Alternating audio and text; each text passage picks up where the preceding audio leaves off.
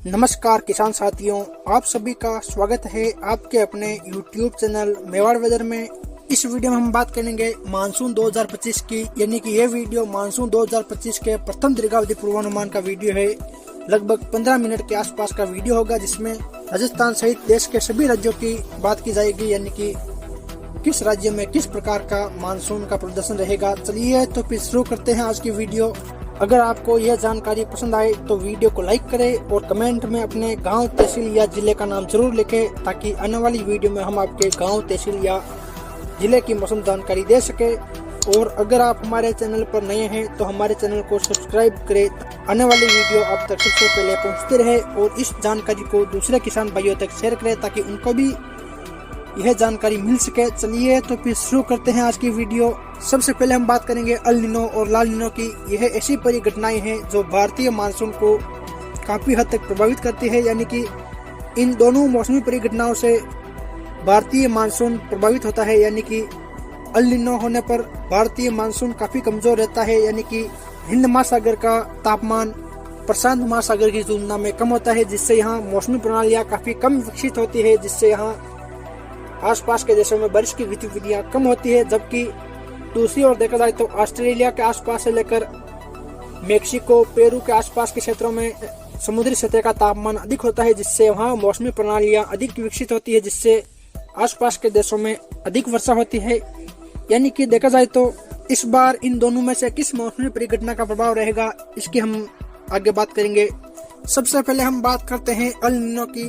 तो El Nino के अंतर्गत होता यह है कि पश्चिमी प्रशांत महासागर और हिंद महासागर की सतह का तापमान कम होता है, जबकि दूसरी ओर देखा जाए तो प्रशांत महासागर के क्षेत्रों का तापमान अधिक होता है, जिससे देखा जाए तो यहाँ मौसमी प्रणालियाँ अधिक विकसित होती है, जिसके कारण देखा जाए तो मेक्सिको, क्यूबा के आसपास से लेकर पेरू सहित आसपास के देशों में अधिक वर्षा होती है। जबकि दूसरी ओर देखा जाए तो ऑस्ट्रेलिया, इंडोनेशिया, मलेशिया के आसपास से लेकर भारत, म्यांमार, थाईलैंड, लाहौस, वियतनाम के आसपास के क्षेत्रों, श्रीलंका, इन देशों में बारिश की गतिविधियां कम होती है। यानी कि देखा जाए तो यहाँ मानसून कमजोर रहता है, जबकि अमेरिका के आसपास के क्षेत्रों में मानसून सक्रिय रहता है, यानी कि अधिक वर्षा होती है। वही ला नीनो के अंतर्गत कंडीशन इसके विपरीत होती है, यानी कि देखा जाए तो पेरू के आसपास की समुद्री सतह का तापमान कम होता है, जबकि दूसरी ओर देखा जाए तो प्रशांत महासागर के पश्चिमी क्षेत्रों और इससे सटे हुए हिंद महासागर की समुद्री सतह का तापमान अधिक होता है, जिससे यहाँ लो प्रेशर जोन विकसित होते हैं। जबकि दूसरी ओर समुद्री क्षेत्र का तापमान ठंडा होने से यहाँ हाई प्रेशर जोन विकसित होता है। हवाओं का प्रवाह हमेशा हाई प्रेशर से लो प्रेशर की ओर होता है, यानी कि देखा जाए तो जिस एरिया में समुद्री सतह का तापमान अधिक होगा वहीं पर कम दबाव के क्षेत्र विकसित होंगे। और यही कंडीशन इन दोनों मौसमी परिघटनाओं में होती है, यानी कि जब पश्चिमी प्रशांत महासागर और हिंद महासागर की समुद्री सतह का तापमान अधिक होता है तो यहाँ लो प्रेशर जोन अधिक विकसित होंगे, जिससे यहाँ आसपास के देशों में मानसून अधिक सक्रिय होगा, यानी कि बारिश की गतिविधियां अधिक होगी। वही जिन क्षेत्रों में समुद्री सतह का तापमान कम होगा तो वहाँ मौसमी प्रणालियां भी बहुत कम विकसित होगी या ना के बराबर होगी, जिससे यहाँ बारिश की गतिविधियां बहुत कम होती है। और जब ये यानी कि इस स्थिति में हवाएं तेजी से पूर्व से पश्चिम की ओर चलती है, जिससे भारतीय मानसून अधिक सक्रिय रहता है। लेकिन अल नीनो में हवाएं पश्चिम से पूर्व की ओर चलती है, जिससे पेरू के आसपास के क्षेत्रों में अधिक वर्षा होती है, जबकि ऑस्ट्रेलिया के आसपास बहुत कम या ना के बराबर बारिश होती है और मानसून काफी कमजोर रहता है। इन दोनों मौसमी परिघटनाओं के अलावा एक और ऐसी परिघटना है जो भारतीय मानसून को काफी ज्यादा प्रभावित करती है, और यह परिघटना खासकर हिंद महासागर के आसपास घटित होती है, जिससे IOD के नाम से जाना जाता है, यानी कि इंडियन ओशियन डाइपोल। और ये भी दो कंडीशन में होती है, नेगेटिव और पॉजिटिव। जब ये पॉजिटिव स्थिति में होती है तो अरब सागर की समुद्री सतह का तापमान बंगाल की खाड़ी की समुद्री सतह की अपेक्षा में ज्यादा होता है, जिससे अरब सागर में लो प्रेशर जोन अधिक विकसित होते हैं, जिससे सोमालिया, यमन के आसपास से लेकर पाकिस्तान, ईरान के आसपास के क्षेत्रों, भारत, श्रीलंका के आसपास के क्षेत्रों में अधिक वर्षा होती है। जबकि दूसरी ओर देखा जाए तो बंगाल की खाड़ी की सतह का तापमान कम होता है, जिससे यहाँ मौसमी प्रणालियाँ काफी कम विकसित होती है, जिससे देखा जाए तो इंडोनेशिया, सुमात्रा, म्यांमार और पूर्वोत्तर भारत में बारिश की गतिविधियां कम होती है। वही दूसरी ओर जब IOD नेगेटिव स्थिति में हो तो इसका विपरीत प्रभाव देखने को मिलता है, यानी कि बंगाल की खाड़ी की समुद्री सतह का तापमान अरब सागर की समुद्री सतह की तुलना में अधिक होता है, जिससे बंगाल की खाड़ी में लो प्रेशर जोन अधिक विकसित होते हैं, जिससे देखा जाए तो ऑस्ट्रेलिया के आसपास से लेकर Malaysia, Philippines, Myanmar, Thailand, लाहौस, Vietnam के आसपास से लेकर म्यांमार, बांग्लादेश, भारत के पूर्वोत्तर क्षेत्रों में वर्षा की गतिविधियां अधिक होती है, जबकि पश्चिमी भारत, पाकिस्तान, ईरान, सोमालिया के आसपास के क्षेत्रों, यमन में बारिश की गतिविधियां काफी कम होती है, क्योंकि यहाँ मौसमी प्रणालियां काफी कम विकसित होती है। अब हम बात करते हैं इस बार अल नीनो और ला नीनो में से कौन सी मौसमी परिघटना ज्यादा प्रभावी रहेगी।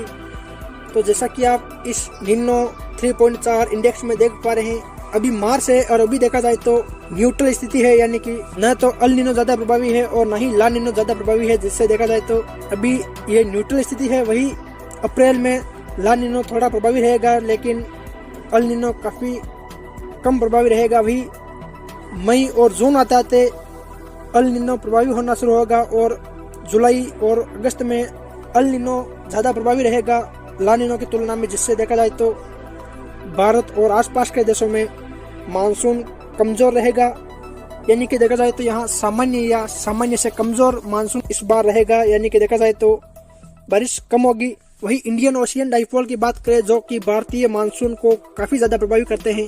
अल नीनो के प्रभावी रहने से भारतीय मानसून कमजोर जरूर रहता है, लेकिन हिंद महासागर में आईओडी के नेगेटिव रहने से भारतीय मानसून ठीक ठाक प्रदर्शन करता है, यानी कि देखा जाए तो अभी मार्च है, अभी देखा जाए तो आईओडी सामान्य स्थिति में है और अप्रैल में भी ये सामान्य स्थिति में ही रहेगा और मई और जून आता आते ये सामान्य से नेगेटिव की ओर रहेगा, यानी कि आईओडी धीरे धीरे नेगेटिव होगा। वही जुलाई और अगस्त में ये पूर्ण रूप से नेगेटिव स्थिति में रहेगा, जिससे देखा जाए तो मानसून कमजोर रहते हुए भी भारत के क्षेत्रों में मानसून ठीक ठाक प्रदर्शन करेगा, यानी कि अच्छी बारिश होगी।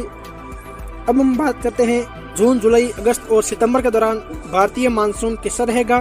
मई महीने में देखा जाए तो मई में दक्षिण भारत के तटीय क्षेत्रों, यानी कि दक्षिण भारत के पश्चिमी घाट के क्षेत्रों, यानी कि केरल, कर्नाटक, महाराष्ट्र के पश्चिमी क्षेत्र, इन क्षेत्रों में देखा जाए तो सामान्य वर्षा होगी, जिससे देखा जाए तो यहाँ कहीं कहीं अत्यंत भारी बारिश की गतिविधियां भी देखने को मिलेगी। वही तमिलनाडु, आंध्र प्रदेश के आसपास के क्षेत्रों, कर्नाटक, तेलंगाना के अधिकांश क्षेत्र, महाराष्ट्र के लगभग सभी क्षेत्र शामिल है। इन क्षेत्रों में देखा जाए तो इस बार मई महीने में सामान्य वर्षा होगी, यानी कि ठीक ठाक वर्षा की गतिविधियां इन क्षेत्रों में देखी जाएगी।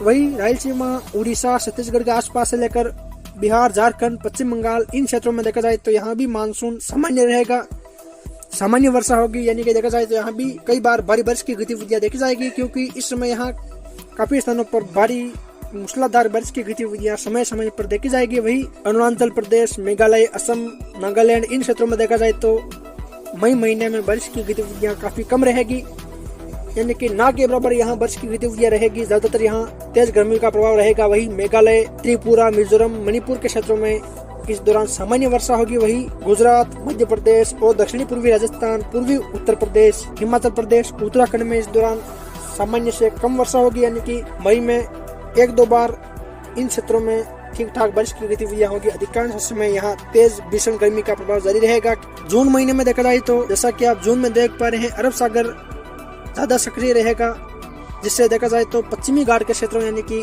केरल, कर्नाटक, महाराष्ट्र के, गुजरात के तटीय क्षेत्र शामिल है। इन क्षेत्रों में सामान्य से अधिक वर्षा होगी, यानी कि जून में यहाँ भीषण वर्षा की गतिविधियां देखी जाएगी। साथ ही देखा जाए तो महाराष्ट्र, मध्य प्रदेश, गुजरात, तेलंगाना, आंध्र प्रदेश, रायलसीमा में भी देखा जाए तो यहाँ सामान्य वर्षा की गतिविधियां देखी जाएगी, यानी कि यहाँ भी भीषण बारिश की गतिविधियां देखी जाएगी। वही दूसरी ओर देखा जाए तो जम्मू कश्मीर, हिमाचल प्रदेश, उत्तराखंड से लेकर उत्तर प्रदेश, बिहार के तराई वाले क्षेत्र और नेपाल के क्षेत्र शामिल है। यहाँ भी देखा जाए तो इस दौरान सामान्य से अधिक वर्षा होगी, यानी कि भीषण बारिश की गतिविधियां देखी जाएगी। वही उत्तर गुजरात, दक्षिणी राजस्थान, बिहार, झारखंड, उत्तरी छत्तीसगढ़, उत्तर प्रदेश अधिकांश क्षेत्र शामिल है। इन क्षेत्रों में देखा जाए तो इस दौरान सामान्य वर्षा होगी और मानसून अधिकांश क्षेत्रों में दस्तक देगा, यानी कि राजस्थान के दक्षिणी पूर्वी क्षेत्रों, उत्तर प्रदेश, इन क्षेत्रों में मानसून की दस्तक, यानी कि देखा जाए तो 20 जून के आसपास मानसून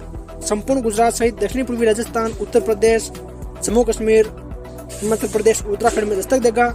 जिससे यहाँ सामान्य वर्षा की गतिविधियां देखी जाएगी। वही पूर्वोत्तर भारत में इस दौरान भी मानसून कमजोर ही रहेगा, यानी कि मेघालय, अरुणाचल प्रदेश, नागालैंड, मणिपुर, इन क्षेत्रों में देखा जाए तो मानसून इस दौरान भी कमजोर स्थिति में रहेगा। लेकिन त्रिपुरा, मिजोरम और मणिपुर के आसपास सामान्य वर्षा की गतिविधियां देखी जाएगी। वही दक्षिण भारत में तमिलनाडु के क्षेत्रों में भी मानसून सामान्य से थोड़ा कमजोर ही रहेगा। वही पश्चिमी राजस्थान और पंजाब के क्षेत्रों में भी देखा जाए तो मानसून सामान्य से कमजोर ही रहेगा इस दौरान, यानी कि यहाँ काफी कम वर्षा की गतिविधियां देखी जाएगी। इस जुलाई में देखा जाए तो जुलाई में देश के अधिकांश क्षेत्रों में मानसून कमजोर पड़ जाएगा, यानी कि बारिश की गतिविधियां काफी कम हो जाएगी। और यानी कि देखा जाए तो इस दौरान यहाँ मानसून पर ब्रेक लग जाएगा, यानी कि मौसम लंबे समय तक शुष्क रहेगा। यानी कि देखा जाए तो मध्य प्रदेश, राजस्थान, उत्तर प्रदेश, छत्तीसगढ़, बिहार, झारखंड, पश्चिम बंगाल और पूर्वोत्तर भारत में देखा जाए तो यहाँ इस दौरान मानसून काफी कमजोर पड़ चुका होगा। लंबे समय तक यहाँ बारिश की गतिविधियां नहीं देखने को मिलेगी, जिससे कुछ समय के लिए काफी क्षेत्रों में फसलें सूखने जैसी स्थितियां उत्पन्न होगी। हालांकि इस दौरान भी दक्षिणी प्रायद्वीपीय भारत में देखा जाए तो सामान्य वर्षा होगी। वही गुजरात के क्षेत्रों में भी इस दौरान सामान्य वर्षा होगी। वही उत्तर भारत में जम्मू कश्मीर, हिमाचल प्रदेश, उत्तराखंड और नेपाल में देखा जाए तो इस दौरान सामान्य या सामान्य से अधिक वर्षा होगी। यानी कि देखा जाए तो इस दौरान उत्तर भारत के पहाड़ी राज्यों में अच्छी बारिश की गतिविधियां जारी रहेगी। वही पंजाब, हरियाणा में भी इस दौरान ठीक ठाक बारिश की गतिविधियां जारी रहेगी। पूर्वोत्तर भारत में देखा जाए तो मणिपुर और मिजोरम में देखा जाए तो ठीक ठाक वर्षा की गतिविधियां देखी जाएगी। शेष भारत में इस दौरान सूखे की स्थितियां उत्पन्न होगी। वही अगस्त में एक बार फिर मानसून सक्रिय होगा, यानी कि देखा जाए तो मध्य भारत के कुछ क्षेत्रों को छोड़कर और दक्षिणी भारत के कुछ क्षेत्रों को छोड़कर संपूर्ण भारत में मानसून एक बार फिर सक्रिय हो जाएगा।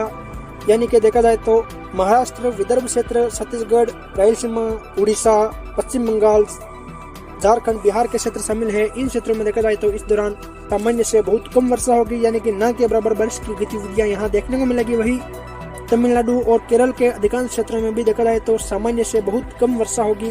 तमिलनाडु के उत्तरी क्षेत्रों, आंध्र प्रदेश, कर्नाटक, महाराष्ट्र के पश्चिमी घाट के क्षेत्र, गुजरात, मध्य प्रदेश, राजस्थान में देखा जाए तो इस दौरान सामान्य वर्षा होगी, यानी कि मानसून सक्रिय होने से एक बार फिर यहाँ अच्छी बारिश होगी। वही उत्तरी राजस्थान, पंजाब, हरियाणा, पश्चिमी उत्तर प्रदेश और मध्य प्रदेश के आसपास के क्षेत्रों में इस दौरान सामान्य से कम वर्षा होगी, लेकिन ठीक ठाक बारिश की गतिविधियां इन क्षेत्रों में देखी जाएगी। वही जम्मू कश्मीर, हिमाचल प्रदेश, उत्तराखंड और नेपाल के क्षेत्रों में इस दौरान सामान्य से अधिक वर्षा की गतिविधियां देखी जाएगी। वही पूर्वोत्तर भारत में इस दौरान भी मानसून कमजोर ही रहेगा। वही सितंबर में देखा जाए तो सितंबर में पूर्वी और पूर्वोत्तर भारत और कुछ दक्षिणी भारत को छोड़कर संपूर्ण भारत में सामान्य या सामान्य से अधिक वर्षा होगी। यानी कि देखा जाए तो महाराष्ट्र के पश्चिमी क्षेत्रों, महाराष्ट्र के पश्चिमी तटीय क्षेत्रों, गुजरात, मध्य प्रदेश, दक्षिणी राजस्थान, दक्षिणी उत्तर प्रदेश, छत्तीसगढ़ के पश्चिमी क्षेत्र, तेलंगाना, इन क्षेत्रों में देखा जाए तो इस दौरान सामान्य या सामान्य से अधिक वर्षा होगी। यानी कि यहाँ मानसून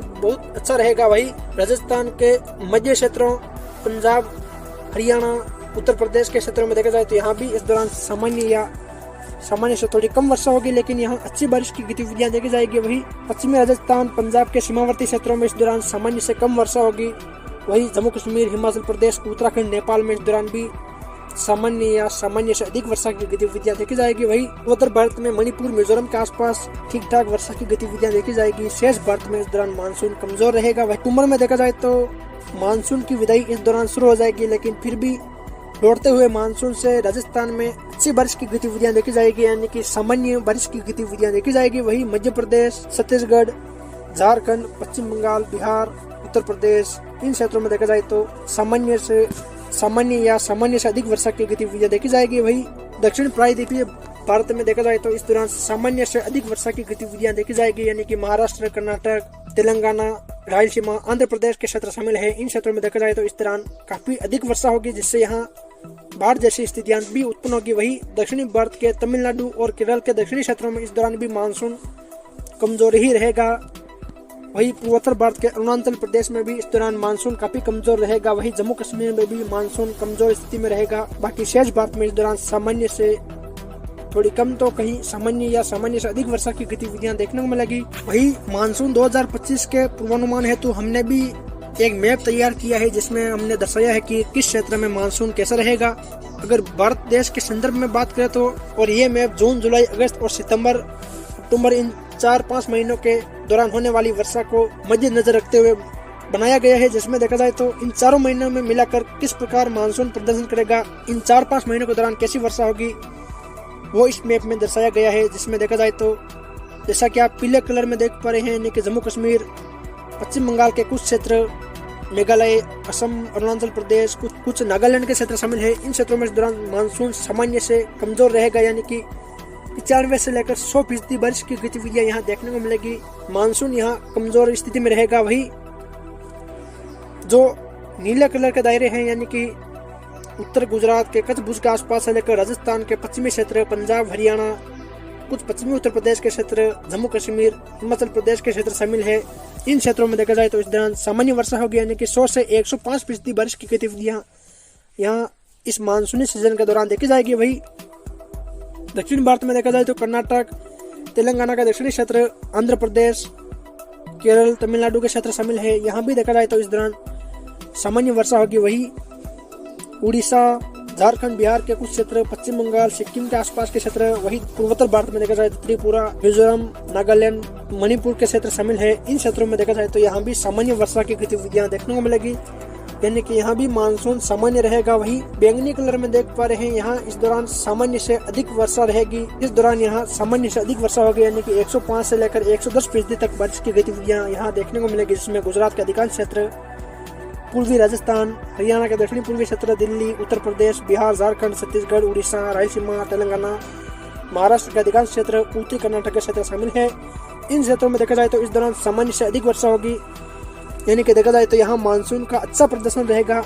वही जैसा कि आप लाल कलर में देख पा रहे हैं, यहाँ मानसूनी सीजन के दौरान सामान्य से बहुत अधिक वर्षा होगी, यानी कि गुजरात के दक्षिणी क्षेत्र, महाराष्ट्र, गोवा, कर्नाटक और केरल के पश्चिमी तटीय क्षेत्र शामिल है। इन क्षेत्रों में देखा जाए तो इस दौरान सामान्य से बहुत अधिक वर्षा होगी, जिससे यहाँ कई बार बाढ़ की स्थितियां उत्पन्न होगी। वही उत्तर भारत में देखा जाए तो जम्मू कश्मीर के कुछ भाग, हिमाचल प्रदेश, उत्तराखंड और नेपाल के अधिकांश क्षेत्र, उत्तर प्रदेश, बिहार के तराई वाले क्षेत्र शामिल है। इन क्षेत्रों में भी देखा जाए तो इस दौरान सामान्य से बहुत अधिक वर्षा होगी, यानी कि इन क्षेत्रों में 110 से लेकर 115% बारिश की गतिविधियां देखने को मिलेगी।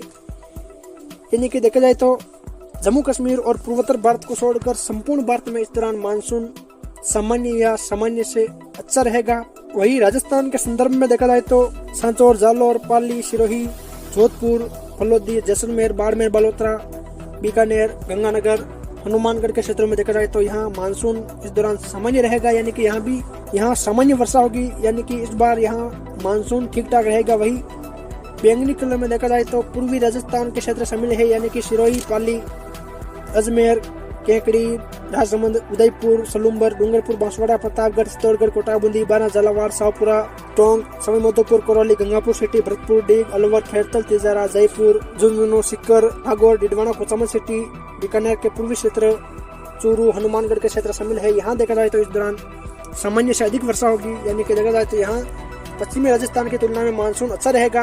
और देखा जाए तो राजस्थान में इस मानसूनी सीजन के दौरान अच्छी बारिश की गतिविधियां देखी जाएगी। फिर मिलेंगे एक और नई मौसम जानकारी के साथ। जय हिंद, जय भारत।